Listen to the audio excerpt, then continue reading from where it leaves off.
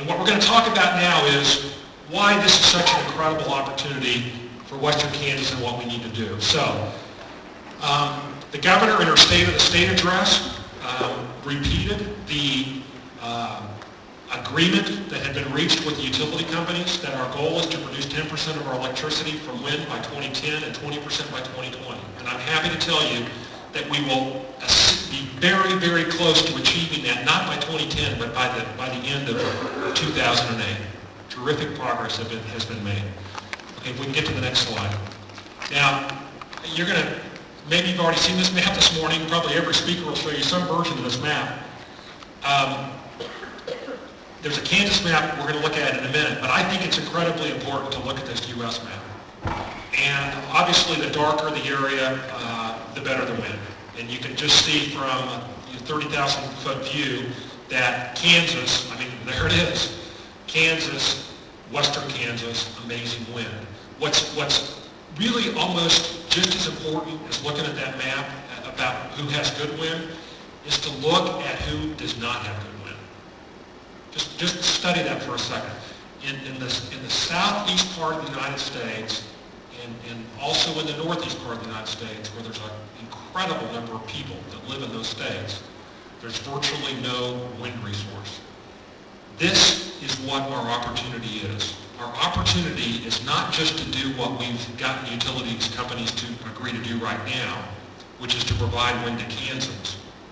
Our opportunity with proper transmission is to provide thousands upon thousands of megawatts of wind to all of those areas that don't have a wind resource. Okay, if we could go to the next slide.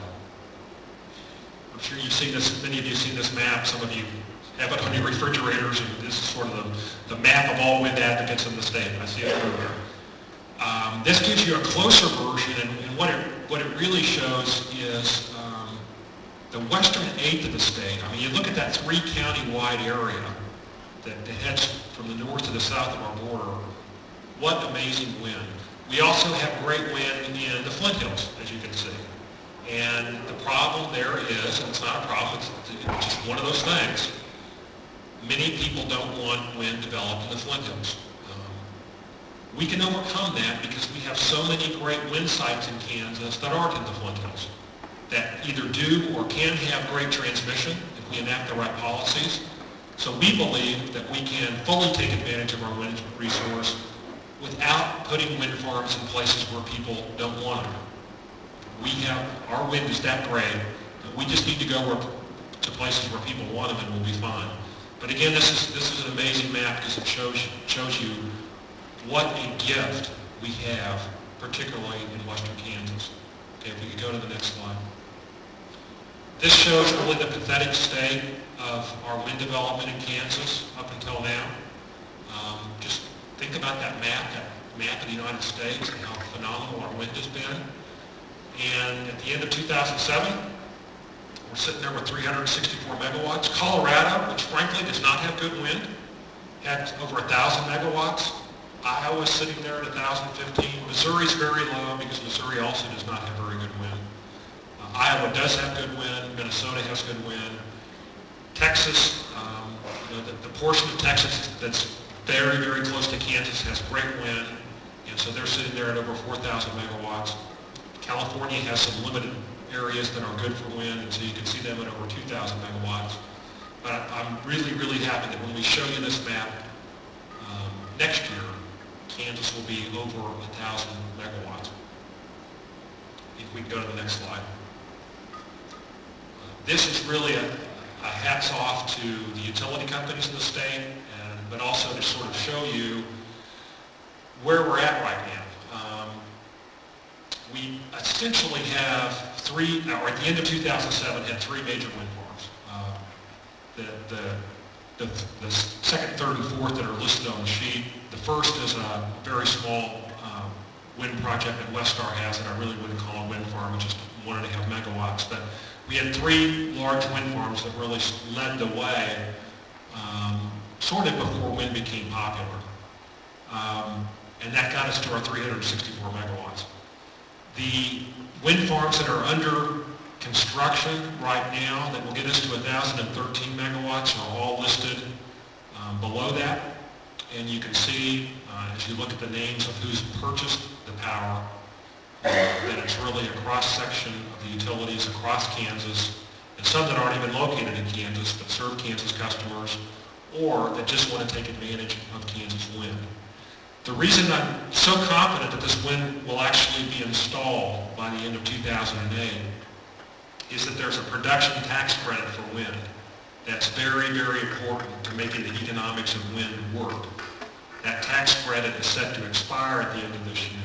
Congress will probably, I'd say very highly likely, renew it, but the utilities can't take any chances, and so they have to be on construction schedules to make sure that their wind farms are actually operating by the end of 2008. Okay, if we could go to the next slide. This changes monthly or so. Right now we're at 464 megawatts because 100 of the megawatts that's scheduled to open in '08 already has. By the end of 2008, we believe we'll be at 1,013 megawatts. As we look out to the future, the fourth bar by 2010 or 2012, there are about 500 other megawatts of wind power that we have a pretty decent shot at. So we probably need to change this graph a little bit, but they're not in what I'd call the guaranteed point right now. Westar announced 500 megawatts of wind, and 300 of those megawatts are under construction right now and will be complete by 2008.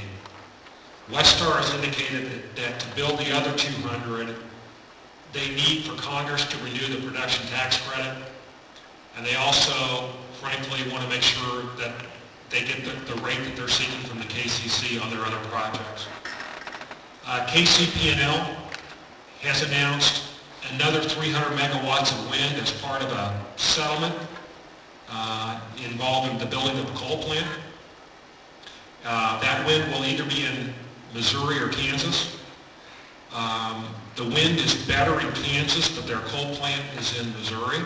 So, it's understandable that they'll probably want to put some of that wind in Missouri. But those are the 500 megawatts from KCP&L and Westar that have been announced and that we hope that we get some or all of, that by 2012 could take us as high as 1,500 megawatts. If we don't get any of those projects, we'll be stuck on 1,000 megawatts. Those are the projects that we know about right now. But this is a very fluid area, and projects get derailed and then new projects pop up all the time. But the trend is clearly towards more and more wind power. Okay, if we could go to the next slide.